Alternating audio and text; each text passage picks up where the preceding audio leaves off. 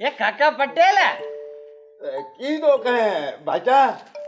ए हाणे सेठ के ए मोड़त बदराय ना ए आगे में तू घोटन के मोड़े बदराई ना होए होए बाती होए मेना दे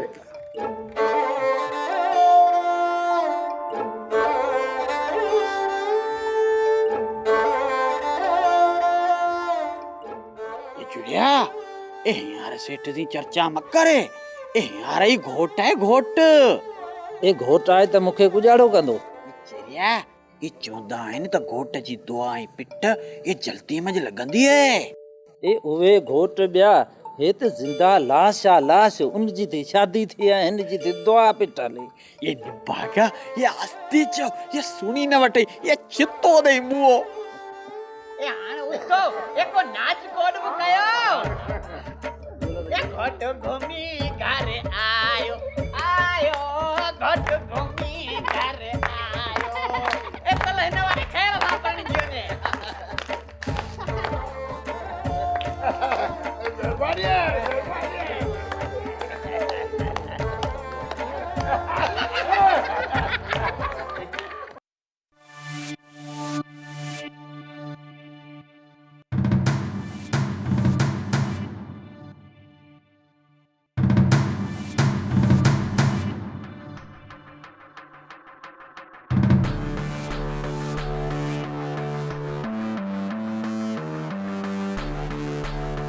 कांबू बा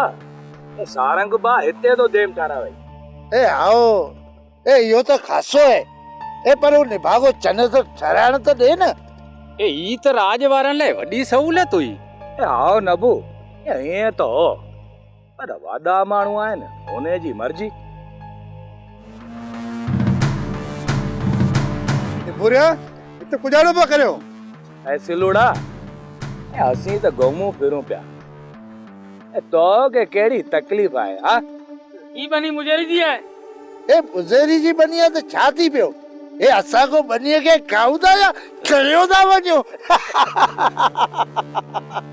बनी खाइण जी कोने पर पराई बनी में कुजड़ल आयो ए सिलू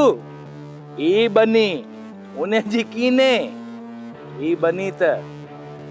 अल्लाह जी आहे अल्लाह जी शे जा वारस जेड़ा आई जेड़ा असी पूरा आई असा जी गाल के मजाक पे समझोगा गुजारा तो चुवी ए ई अजा मजाक में समझे ए बुरिया असी आके ढुड़ा ढुड़ा करदा सी अची दिसो रे त खबर पई अज ए भूया बाबला ढेरो गुजारे रखी हूं आई पिंडी जे कस असी पिंडी जे कस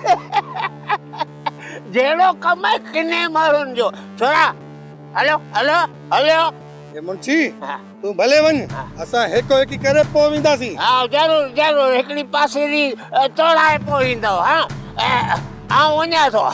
बोलिया सोप सीरियल सारंग जा तमाम एपिसोड्स ॾिसो HD क्वालिटी में विजिट करियो असांजो YouTube channel Sindh TV HD drama subscribe कयो असांजो official YouTube channel Sindh TV HD drama ऐं वधीक अपडेट लाइ बेल आइकन खे क्लिक करियो।